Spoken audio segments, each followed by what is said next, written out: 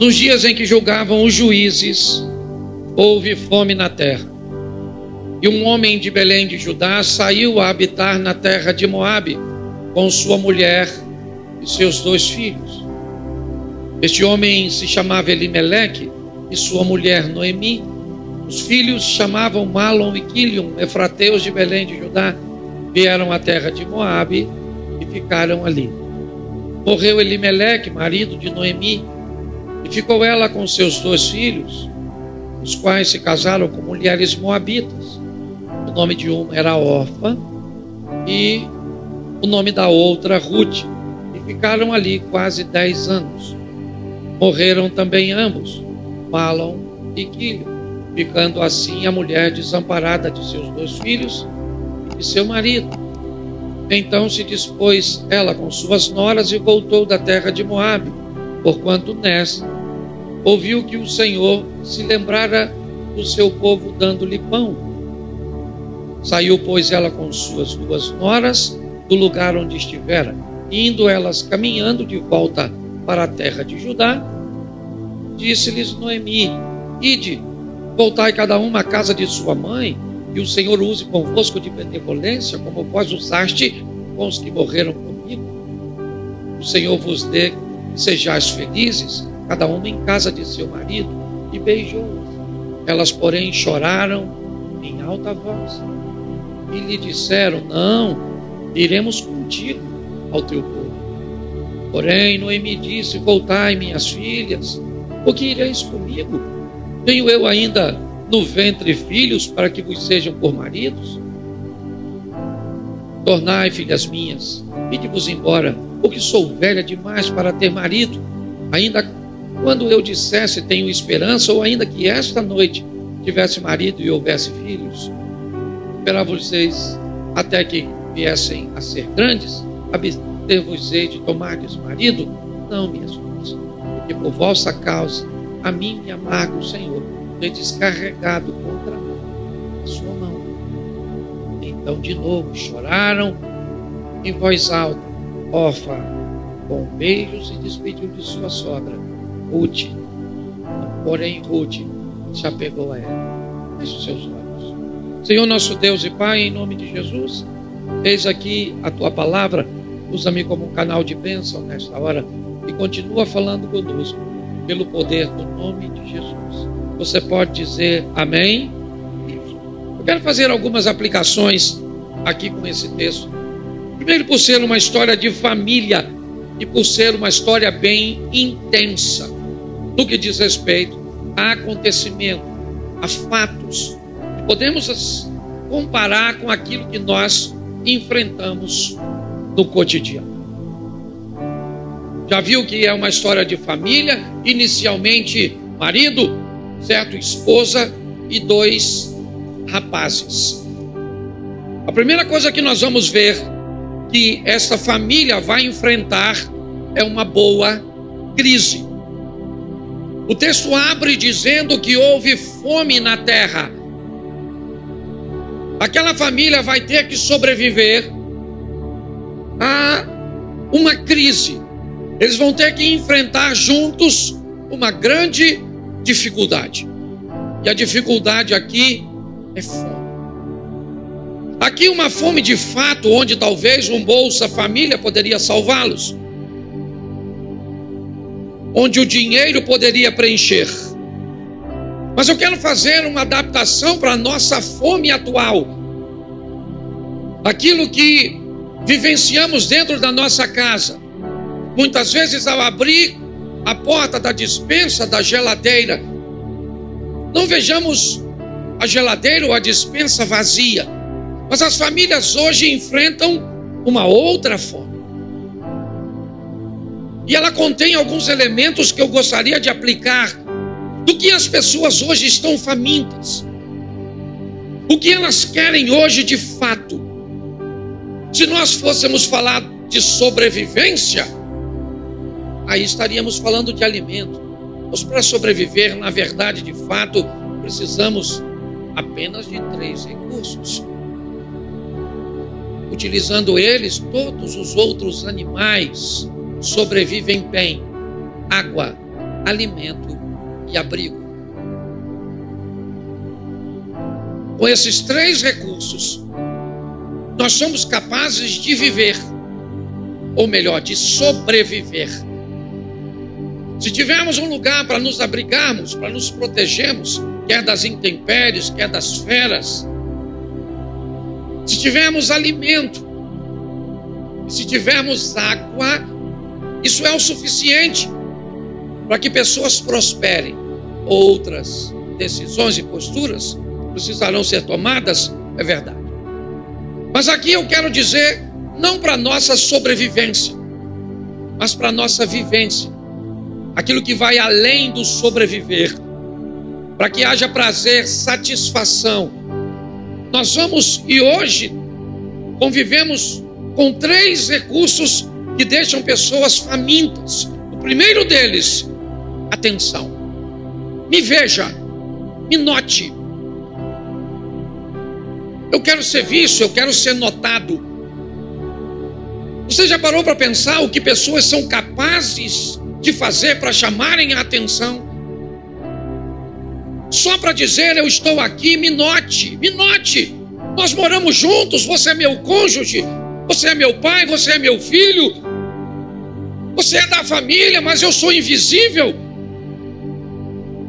Pessoas são capazes de beber, de vestir coisas escandalosas, de se comportar de maneira totalmente rebelde, com apenas um desejo. O desejo de dizer para quem convive com ela, para quem ela considere importante, me dê atenção, observe, olhe para mim. As pessoas hoje estão sedentas de atenção. Elas dividem a atenção com a TV, com as redes sociais, com uma agenda altamente ativa, com muitas responsabilidades, com muitos afazeres, com muitos compromissos, e a maioria deles atendendo uma demanda de quem não tem nada a ver conosco.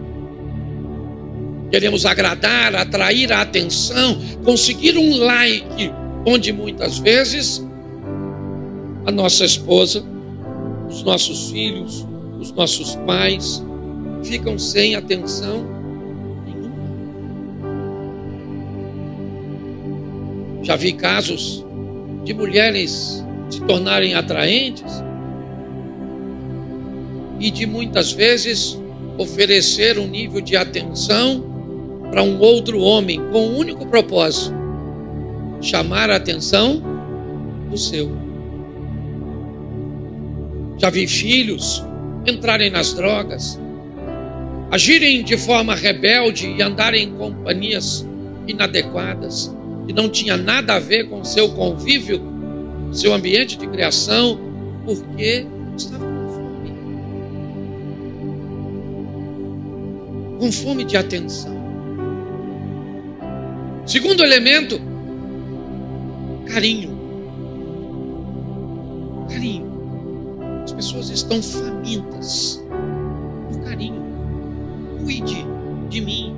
Não apenas me note, mas se preocupe comigo. Cuide de mim. Pergunte onde eu estou. Me pergunte se eu estou bem. Cuide de mim. Cuide. Às vezes basta uma ligaçãozinha, um abraço, um sorriso, um aperto de mão, um nível de atenção. Você pode ajudar alguém. A primeira coisa que você pensa nesse ambiente atribulado é: como eu vou ajudar as pessoas se eu não tenho dinheiro? As pessoas estão com fome, sabe, de carinho. Me note, certo? Cuide, se preocupe comigo. Às vezes no emaranhado de gente, é tanta gente, e às vezes vem alguém na minha cabeça, porque não dá para vir todo mundo ao mesmo tempo, senão eu vou ficar doido. Mas aí eu ligo para alguém, ou encontro com alguém e digo: cara, eu estava sentindo sua falta, já faz alguns cultos que eu não te vejo. E aí a pessoa começa a chorar. Eu fico: sério? O Senhor notou a minha ausência? Hoje a despensa está cheia. Os filhos têm uma boa cama, um bom conforto, mas pouco cuidado. Pouco cuidado. E basta um pouquinho de cuidado em outro lugar, isso pode atrair a atenção, porque as pessoas estão com necessidades. Terceiro, respeito. Me respeite. Por favor, me respeite. Respeite o meu tempo. Tenha paciência comigo. Me dê tempo para que as coisas possam acontecer. As pessoas estão com fome de respeito, com fome de carinho, com fome de atenção. Mas quando isso acontece, o próximo ponto é: houve fome na terra. Volta no verso, por favor. Volta para lá que aí o pessoal acompanha. Um homem de Belém de Judá saiu para habitar na terra de Moabe. Agora nós vamos aprender mais com a crise. Ela vai precisar impor um nível de mudança. Mudança, transformação. Qual é o grande problema das mudanças quando o assunto é família? Não costuma haver sincronismo na mudança. Normalmente, as mudanças não acontecerão de forma simultânea. E aí nós teremos um sério problema. Se não dá para mudar os dois ao mesmo tempo, se é quase impossível ver marido e esposa mudando, pai e filho mudando, sogra e nora mudando ao mesmo tempo, o resultado dessa equação é extremamente problemático. Por quê? Quem é que muda primeiro? Quem é que vai mudar primeiro? Mudanças, elas são difíceis. Eu tenho vivido e imposto sobre mim um nível de mudança em algumas coisas. Eu gosto muito de falar de mim mesmo, algumas pessoas não gostam disso, mas eu gosto porque aí eu sou minha matéria-prima. Então, eu sou um cara que eu tenho dificuldade de pegar a quinta camiseta da gaveta sem bagunçar as 4 de cima. Eu tenho dificuldade de pegar algo aqui para usar aqui e depois colocar aqui. Eu tenho dificuldade de fechar o que eu abri. Eu tenho. E eu estou numa guerra com o Cláudio. Eu vivi isso agora, eu falei com o médico. Querido, você tem um cortador de unha que nós mudamos de casa, está meio que ainda se ajustando. E foi exatamente essa mudança de casa que me fez mudar de postura. Aí ela falou, tá lá na minha sacolinha. Aí eu fui lá, peguei, achei. E assim que eu peguei a sacolinha, que eu botei em cima, que eu peguei o cortador, já me deu vontade de deixar a sacolinha em cima, para não perder tempo. Aí eu peguei a sacolinha, fechei, botei, fechei e fui cortar a unha. Cortei a unha.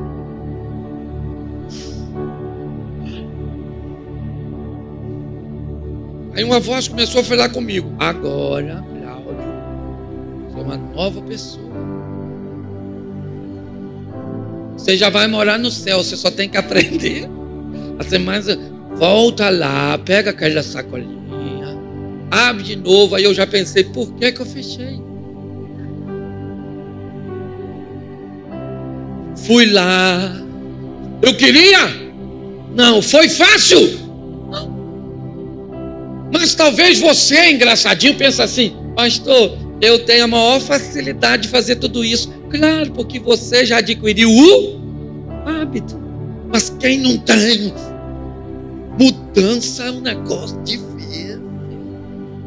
Mudar não é fácil, não. Mas é necessário as mudanças. Ou elas são necessárias. Mas nós temos um problema gravíssimo quando o assunto é mudança. O primeiro é mudar. Sim ou não? Mas se você pensa que esse é o maior, você está muito errado. Mudar não é tão difícil quanto depois que você mudou, continuar vivendo com quem não mudou. Porque você, quando muda, você descobre que é possível. E aí você agora se torna intolerante com as pessoas, porque eu mudei. Mas aí você pega seu filho, que tem 14 anos, e você tem 60, e mudou agora. Seu menino só tem 14. Ele ainda tem 46 para mudar. Mas como você conseguiu a mudança agora, você não tolera mais. Então, nós vamos precisar de mudança. Famílias precisam, tem períodos, tem crises que vão precisar nos expor a um nível de mudança. Posso ouvir um amém? Terceiro ponto. Eu quero ver com você. O primeiro é aprender a lidar com as crises. Amém? Aí nós vamos precisar mudar. Posso ouvir um amém? E o próximo ponto é que o cara está fugindo de Belém para não morrer, muda para a terra de Moabe e acaba morrendo. Deixa eu te falar uma coisa. Família precisa aprender com perdas. Faz parte. Nós vamos ter que aprender com perdas. Que nessa família vem em 2 modelos. Falecimento.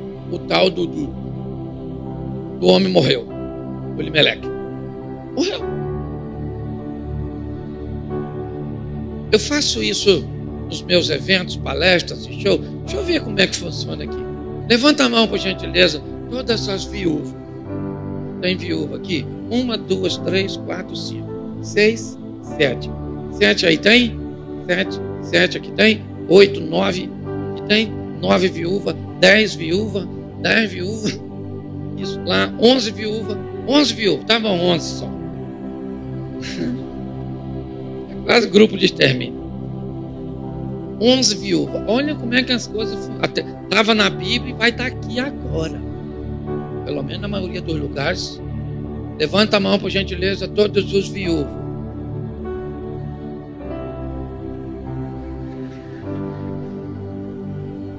Viúvo... Morreu, né? Morreu. Morreu junto com a viúva. Morreu. Não tem nem... Não é possível. Com umzinho só, cara. Um viuvinho. Certo? Não é quem tem vontade, não. Certo? Diz, Abner, que só tem 3 vidas melhor do que a de um casado. Um solteiro, um viúvo ou um morto. São as 3 vidas melhor do que de casado. Mas volte para mim aqui, porque eu quero dizer algo muito importante a você. Essa família vai ter que lidar com perdas, e ela está em 2 modelos. O primeiro é com falecimento. Famílias vão perder muitas vezes seus pais, e aqueles que gozam dessas perdas se alegrem, porque ela seguiu o curso natural. Agora, quando um pai tem que sepultar um filho, aí é um grande desafio. Estou dizendo que a dor de perder, só estou expondo que famílias precisam estar, nós precisamos estar preparados à perda, e não apenas por morte, mas também por desistência. Eu não sei se você viu nesse texto, mas uma das noras resolve ir embora daquela família por opção. E às vezes a sua família vai viver isso. Um filho resolveu ir embora por opção. Alguém resolveu se afastar de você por opção. E se você não estiver apto a vivenciar isso, a sobreviver a isso, você está perdido. Nós temos um exemplo na igreja, aqui. A Adriana conhece, da nossa família, perdeu a filha, resolveu que não ia viver mais. Primeira doença que apareceu, ele se entregou e acabou. Um homem saudável, emocionalmente abatido, porque não conseguiu diluir a perda. Então nós precisamos, a vida continua. Quer essa perda seja por morte, quer essa perda seja por desistência. A família traz consigo a formação, na formação, certo? Traz consigo a presença de uma outra pessoa, de uma outra mente. E um belo dia essa pessoa pode levantar e pode decidir que não quer mais você. Isso é agradável, sim ou não? Não, mas é verdadeiro. E muitas vezes nós vamos precisar sobreviver a isso. Perdas. Quarto, certo? Adaptabilidade. Viajam para Moabe para apenas um período. Lá morre Elimeleque. Os meninos então casam com duas mulheres. Que era transitório, passa a não ser mais. E agora, sabe o que acontece? Os dois rapazes acabam morrendo. O que nos expõe a essa família a viver adaptabilidades. Aprender a se adaptar ao novo posicionamento econômico de um provedor desempregado. O novo posicionamento familiar de um ente querido, seja ele, né, por parte da mulher ou do homem que está debaixo de uma enfermidade e que agora requer mais atenção, agora requer mais investimento financeiro. Esse foi um dos maiores desafios que as pessoas viveram durante a pandemia. O Covid-19 trouxe consigo uma expressão, a nova realidade, uma nova forma de se viver, um novo estilo de vida, onde somente fortes e adaptáveis iriam conseguir passar. Casais que não estavam fortes e adaptados sucumbiram ao confinamento. Empresas que não eram fortes e adaptáveis para conviver agora com home office e com tantas outras coisas que precisaram se adaptar. Fé, um novo modelo de culto, pessoas com máscaras, com distanciamento, grupo de pessoas que não conseguiram voltar depois disso, foi grande. Porque a família vai precisar conviver com uma adaptabilidade. Chegou uma criança, eu tenho que me readaptar. É um ambiente, é uma estrutura, uma logística. Agora não tenho mais criança, é uma adolescente. O quarto não é o mesmo. A atenção não é a mesma, a preocupação não é a mesma. Aquilo que nós tínhamos por preocupação de um acidente físico, agora fica com uma influência emocional. Agora os filhos casaram e vão embora, eu preciso me adaptar. Como é que agora eu vou viver?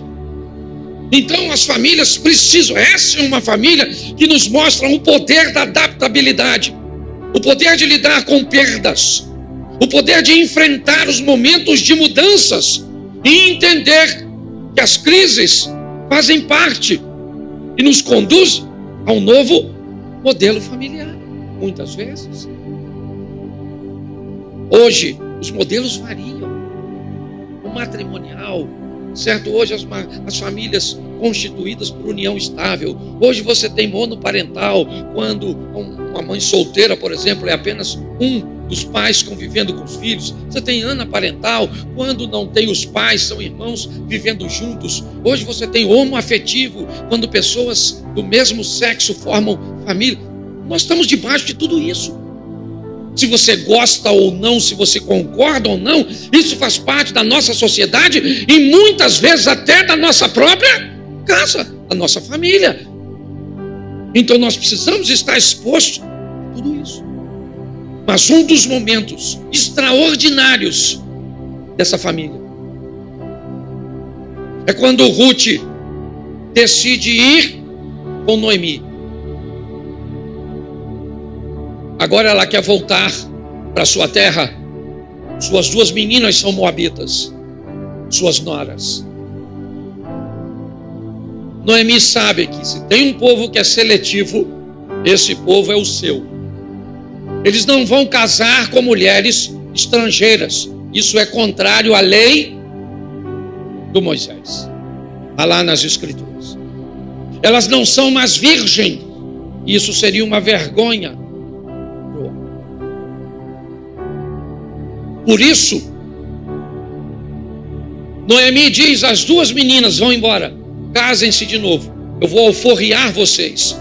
E neste momento, nós vamos ter duas posições nessa família. Alguém que desiste e vai embora agora por desistência. E a outra que diz: eu não vou embora, eu vou ficar com você. Mas você tem a liberdade de ir. Eu tenho a liberdade de ir, mas eu não vou, eu vou ficar. Eu decidi ficar. Eu gosto desse parâmetro de liberdade para as duas e da escolha. Escolha, as duas escolheram. É lógico que nunca mais você ouve falar de órfã, porque normalmente a Bíblia não dá muita ênfase aos desistentes, certo? É assim que funciona. Mas nós vemos aqui que havia uma opção, ou havia opção, a liberdade de escolha. Agora elas voltam, depois você lê, são 4 capítulos, é extraordinário. Elas voltam para o território de Moabe, e lá elas precisam encarar a vida de uma outra forma. 2 mulheres viúvas, sem filhos. Sabe o que elas têm a seu favor? Uma lei. E que lei é essa? A lei que elas ficam favorecidas pelo resto das coisas. É isso. O que sobra de uma colheita, um milho mal formado, certo? Uma espiga mal feita, defeituosa, aquilo que não serve para mercado, aquilo que o trabalho para beneficiar fica mais caro. Então deixa para essas pessoas. Agora nós vemos uma família que vai ter que aprender a encarar sua realidade. Você viu aqui no monólogo? Encarar a realidade. Estou sem desejo sexual. Eu estou sem paciência com você. Eu estou por aqui. Nós não estamos bem. As coisas não estão boas. Uma família precisa olhar para o momento ruim. E quanto mais rápido encarar este momento ruim, quem fala de fraqueza não fala de fracasso. Tem que ter coragem. As duas chegam em Belém. E agora nós vamos fazer o quê? Eu vou sair para catar os restos. É assim que funciona. Encarar a realidade do momento. Nós precisamos. Não sei qual é o momento que você vive hoje. Não estou dizendo para você expor sua intimidade para os outros. Eu só estou dizendo para você encarar. E é isso que essas 2 mulheres vão fazer juntas. O próximo passo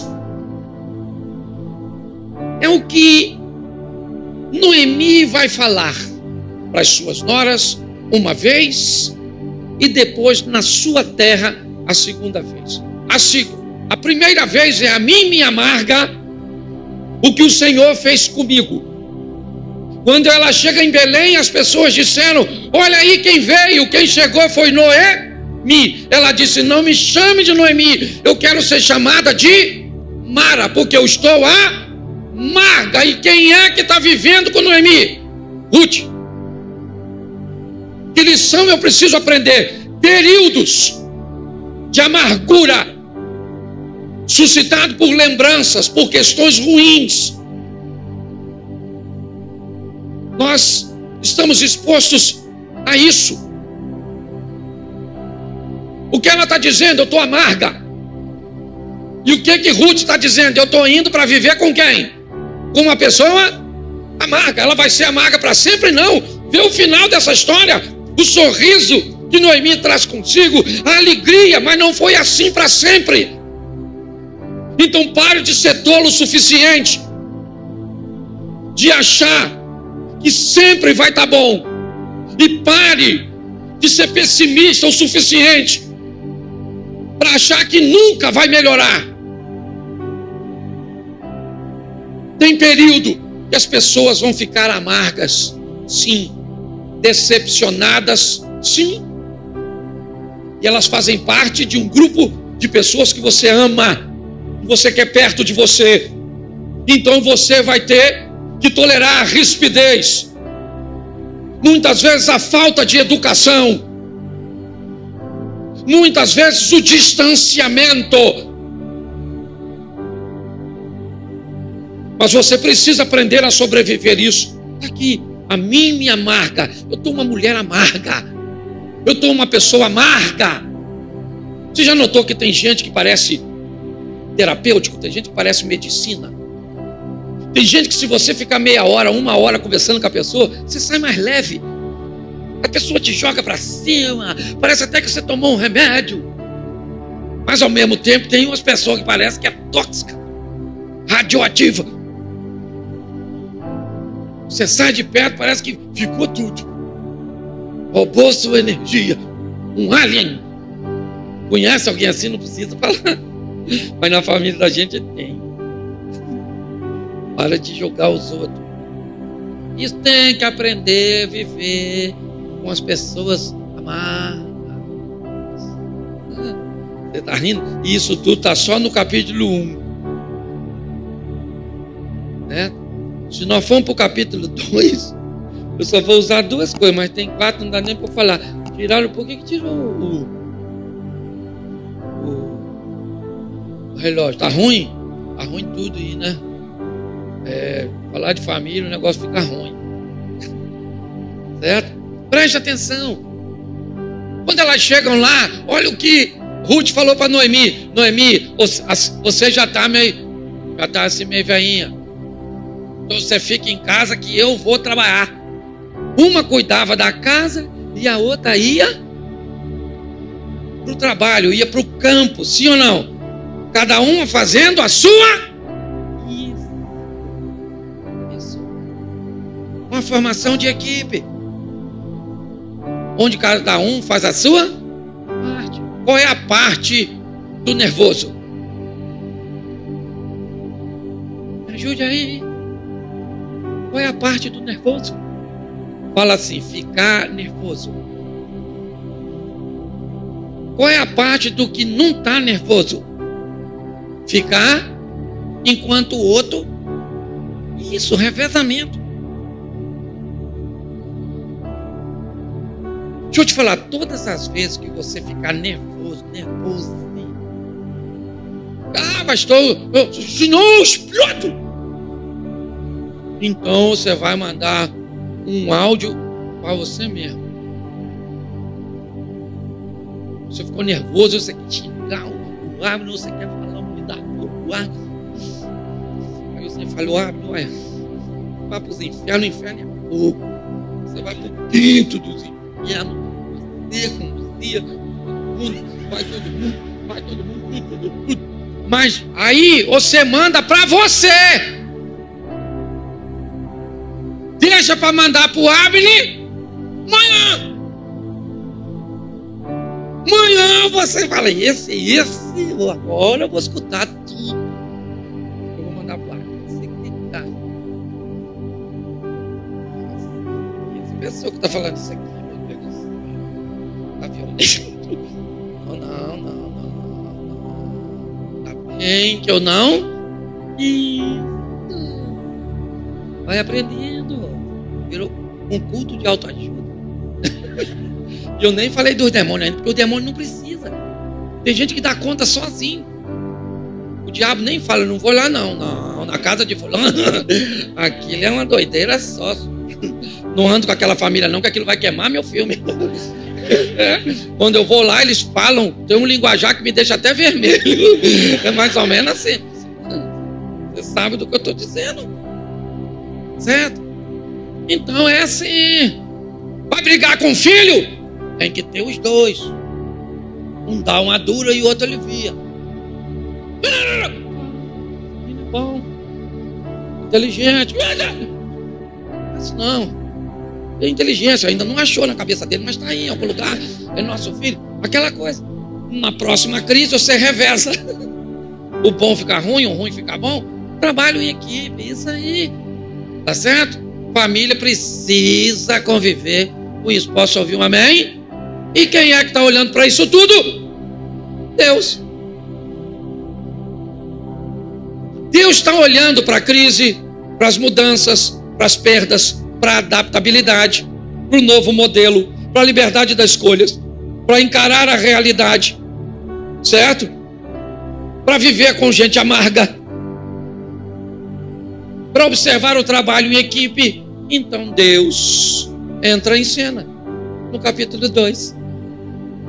A Ruth está lá catando as coisas, toda suada, toda bagunçadinha. Quem é que chegou? Isso, o Boaz. Quem é? O latifundiário, o dono das terras. O cara chegou naquele camelão 2.0. Isso, desceu. Deu uma olhada naquele povo, tudo trabalhando para ele. Tudo trabalhando para ele. Viúva pra caramba. Estavam trabalhando. Ele olhou e falou: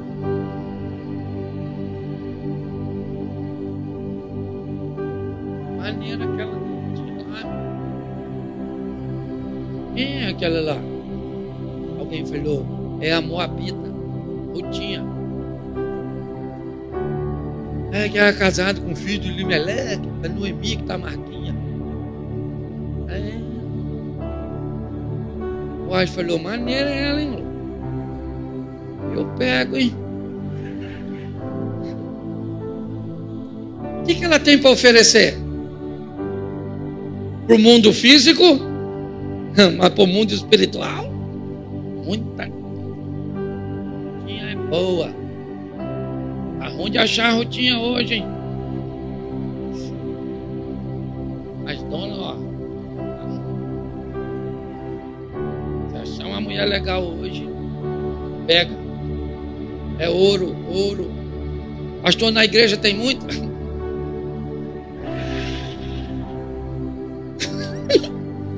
Nem não, olha direito. Tem umas cabritas que parecem ovelha, mas não vai não, maluco. Falo mesmo, estou na igreja que eu pastorei, que se dane. Tem homem bom? Tem muito homem bom? Hoje, se você acha um homem, ele não é macho. Se você acha um macho, ele não é homem. E se você achar um macho que é homem, está casado. O que é macho, pastor? Macho é o cara que gosta de mulher, cerol. Cara mesmo. O que é homem? O homem é o cara da obrigação. O homem é o cara distinto, decente, trabalhador, honesto, fiel, bom pai, bom marido. Isso. Qual é o problema? Encontrar os dois no recipiente só. Hoje, às vezes, o cara é homem, trabalha... Certo? O cara é um homem trabalhador, honesto, decente. Aí você casa.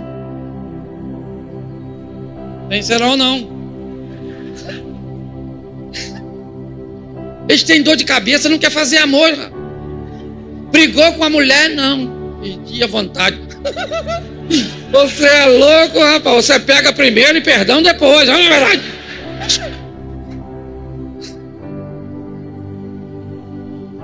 O cara, se é homem, não é macho. Se é macho, não... Sangue de Jesus tem poder. Olha os demônios já querendo chegar. Eu não... Então Deus está olhando tudo e vai dar o quê? O que essa família precisa? Apenas de uma oportunidade. E ela aparece. Boaz se interessa. Vocês gostam da bagunça, né? Não vou falar mais não. Fica me provocando, Cláudio. Conheço. É o inimigo. Essa família tem a oportunidade. Deixa eu falar uma coisa para você. Você tem que ter algumas coisas quando você for falar. Levanta a mão todos os solteiros. Já vou terminar. Todos os solteiros. Solteiro. Isso. Olha para mim aqui, solteiro. Você está livre. Baixa a mão que já tem nego de olho em tu. Fala assim, solteiro, diga assim, eu estou livre. De novo, solteiro. Casado, diga, eu estou preso.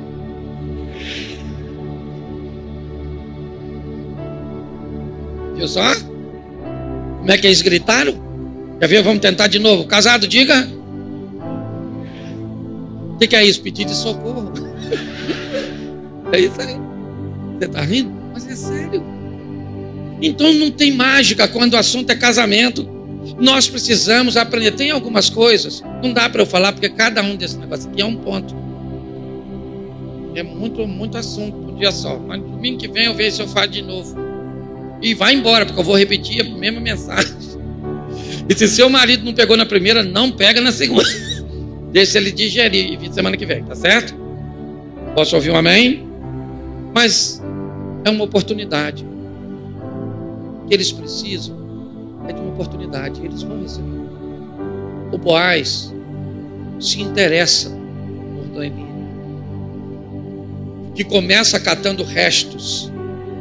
Ruth, se interessa por Ruth, que começa catando restos. Não é assim que ela começa? Porque você deve começar com o que você tem, a sua realidade. É um pouquinho. É isso. Não estou dizendo que depois de tanta crise, tanta dificuldade, tanta afronta, tanta humilhação, tanto isso, tanta traição, não dá para pagar. Isso aqui não é emoção, não é gaveta, não. Você fecha uma e abre outra. E tudo que estava aqui fica escondido. Não é assim que funciona, não. Sua emoção é como uma malha de rede. Está tudo interligado. O que nós precisamos é aprender a lidar com essas etapas. Vão vir crises que vão pedir mudanças e vamos enfrentar perdas. Vamos precisar de adaptabilidade, muitas vezes criar um novo modelo, ver as escolhas sendo feitas, onde nós oferecemos liberdade de escolha, certo? Encarar nossa realidade atual, certo? Aprender a conviver com períodos de amargura de pessoas cujas quais nós amamos, entender o trabalho de equipe onde cada um faz a sua parte, ok? Entendendo que há um Deus que está olhando para tudo isso e vai nos dar a oportunidade. A amarga Noemi termina no capítulo 4 segurando um neto chamado, como é que era o nome do neto? Obed. Obed é pai de Jessé, que é pai de, ou seja, a moabita estrangeira. Olha só, é a avó do rei Davi. O que ela recebeu? Uma oportunidade. Ela termina rindo e as outras mulheres dizendo para ela: como você é abençoada, como você é próspera, Noemi. Você é um exemplo.